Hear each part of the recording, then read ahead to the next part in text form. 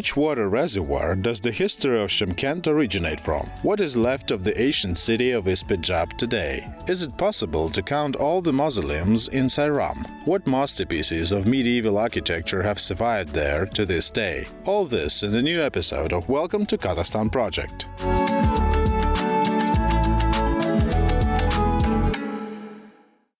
Если вы считаете, что на юге Казахстана только... If you think that in the south of Kazakhstan only the Turkestan region is famous for its sacred objects, then you will be surprised. Our expedition is now in the city of Shymkent. Today we will tell you how this city began, and later we will go to Sairam and find out which mausoleums the pilgrims visited and still do. This is Welcome to Kazakhstan project. My name is Zakirjan Mamlutov. Let's broaden our horizons.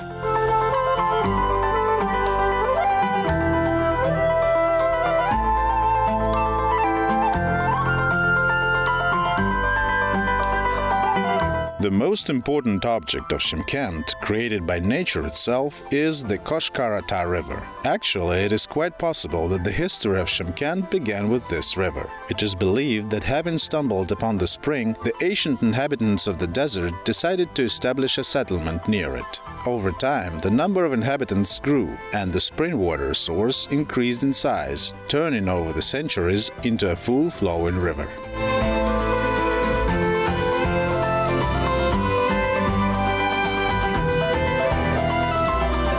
Ерте аңыздар бойынша батыстан, шығыстан бір керуен келе жатыпты.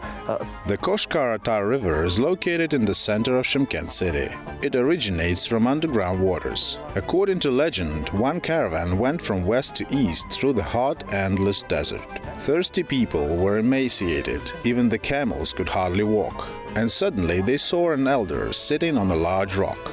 They asked him how long it would take to get to the water. The Aksakal said that if they moved the stone on which he was sitting, water would flow from under it. The caravanners barely moved the stone and were surprised. A crystal-clear stream began to flow from the ground. The caravan man thanked the elder and asked for his name. His name was Koshkar. This is how the name came about. The peculiarity of Koshkarata River is that the water temperature does not drop below plus 11 degrees. It contains elements such as fluorine, potassium and magnesium. It is considered a very healing river. Судың температурасы плюс 11 градус болады.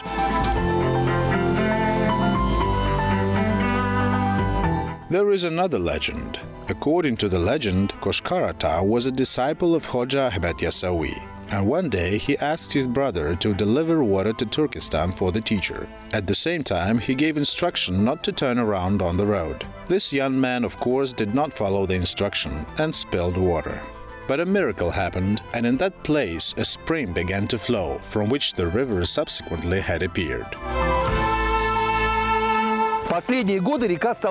In recent years, the river has become shallower, and the proximity to the city does not have a very good effect on the water quality. Therefore, in 2010, the section from the springhead to Basты Square received a special status, and now this site is protected by law. If you get to the source of the river, you can look at the mausoleum of Koshkarata. It is believed that he lived here most of his life, collecting medicinal herbs and healing people. In the national memory, Koshkarata remained as a sage and a holy man. That is why, for centuries, the suffering ones made a pilgrimage to his grave in order to ask for their health. It is said that such a desire can come true.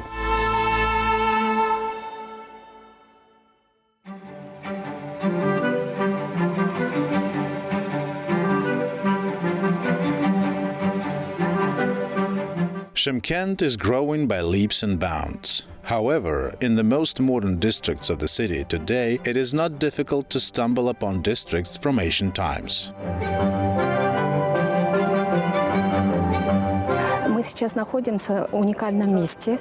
Это старый город. То, что мы здесь сейчас стоим, это цитадель. We are in a unique place now. This is the old town. Where we now stand is the citadel. Our city is 2200 years old, possibly more. The city started here. I can say that in 629 AD, Buddhist monk Zhuangjian passed here, and he noted in his works that this city is very fertile. There are many fruits and very tasty grapes, and he also noted that it was a small principality. Виноград. И отметила, что это было небольшое княжество.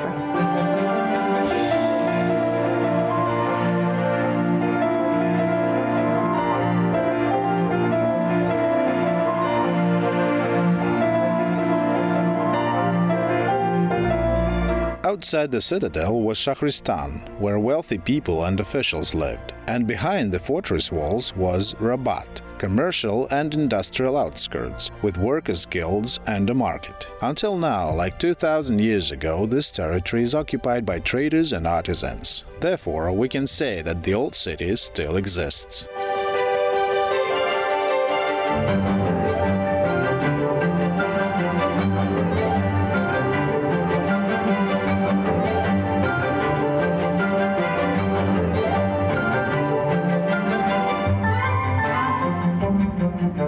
Шымкент, или его, как называли, Чимикент, да, который, как Шымкент, вообще-то упоминается еще с первой четверти 15 века, это место действительно не... Shymkent, or as it was called Shymkent, which has been referred to as Shymkent since the first quarter of the 15th century, is the place in which not only cultural monuments are concentrated, for example some artifacts, but here life was in full swing. Perhaps I'm standing at the spot where some regular treaty was signed between two countries or peoples. So official ceremonies took place exactly at the spot where we are now standing. Поэтому здесь именно вот официальные церемонии, они происходили именно в том месте, где мы сейчас стоим.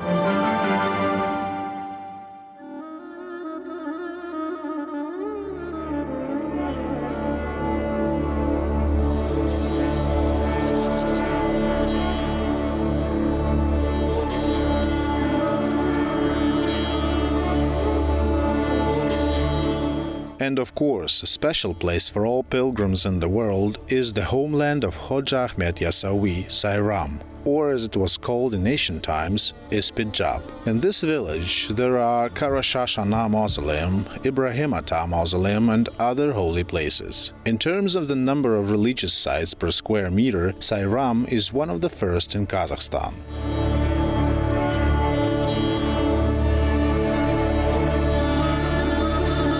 Karashashana Mausoleum enjoys special love among the people. This is the name of a woman also known as Aisha Bibi, the daughter of Sheikh Musa, revered in Sairam, and mother of the great Sufi Hoja Ahmed Yasawi. She was revered among all the peoples of Central Asia.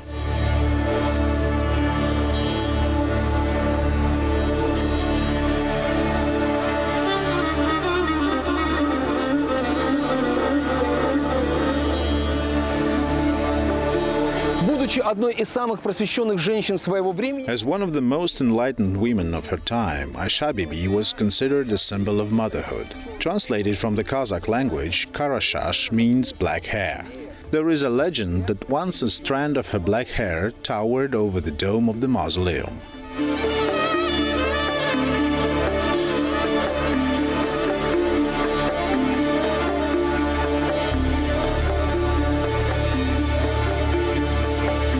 The mausoleum over the grave of Karashashana was erected in the 13th century, but centuries later it was reconstructed. The last changes in the architecture of the building date back to the 19th century. Since that time, wooden parts have survived, which miraculously did not rot.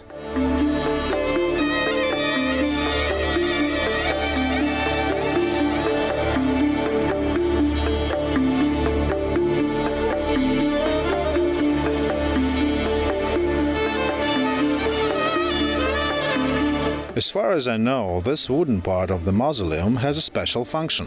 Yes, you see, this is juniper. Juniper grows in the south in mountainous areas, well, in other areas too. That is, it grows here. It works as a filter. That is, when there is water, this part takes moisture into itself. То есть, если когда вода поступает, она принимает эту влагу в себя. Probably it also works as a seismic belt because the mountains are nearby. Yes, since the mountains are nearby, this part functioned as a seismic belt. Are there such seismic belts in all mausoleums of the region? No. Now we will go to Ibrahim Ata Mausoleum and you will not see such a thing there. And I also want to mention the bricks. That is, the mausoleum was rebuilt several times and the lower bricks are still bricks of the 12th, 14th centuries. According to legend, it was built in the 12th, 14th centuries and old bricks were used, and on the top there are new bricks already. И использовались старые кирпичи. That is, this is a medieval brick size, which is 25 by 25 centimeters, and its height is 5 centimeters. Was the mausoleum of Hoja Ahmed Yasawi built of the same brick? Yes, the mausoleum of Hoja Ahmed Yasawi was made of the same brick. This is Sairam clay, very durable. In principle, herbs were also added there, and according to legend, they say that even mare and goat milk was added as well. Very durable. Everything is possible. Perhaps this is not a legend but reality. Yes, this can be true.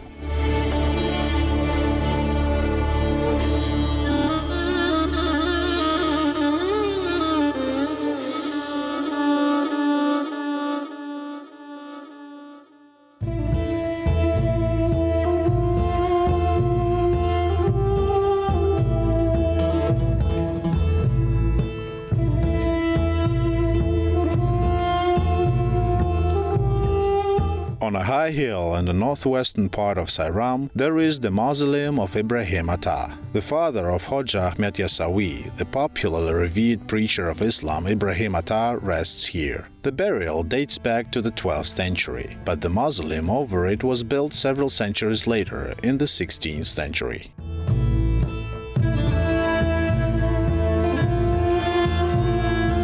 Отец прославленного Хаджа Ахмеда Яссауи был... The father of the famous Hoja Ahmed Yasawi was a teacher for thousands of murids. They say he was a farmer. At the same time, the people have preserved legends about his holiness and the extraordinary gift of a seer.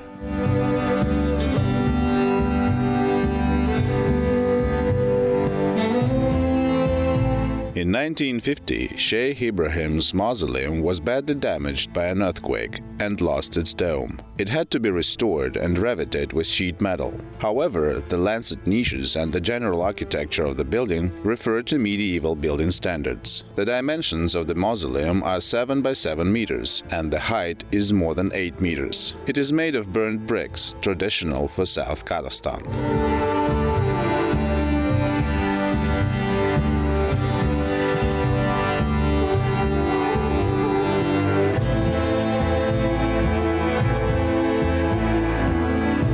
Another amazing sacred object on the territory of Sairam is the minaret of Khizr Paigambar. Khizr or Khizr was a great prophet. The word Paigambar means just that. All the peoples of the Middle East and Central Asia have legends associated with him. Someone even calls him a companion of the prophet Musa or Moses. An ancient mosque in his honor was built in Sairam more than 1,000 years ago at the supposed resting place of Khizr's mother.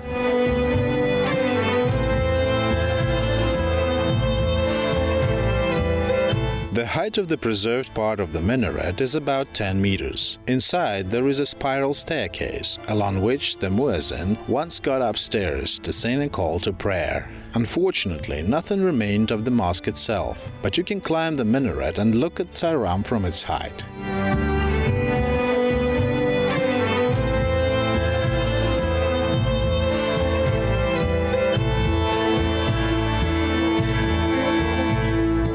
It is not difficult to get to Sairam if you have already stopped in Shymkent. It is enough to leave the city to the east and cover about 20 kilometers.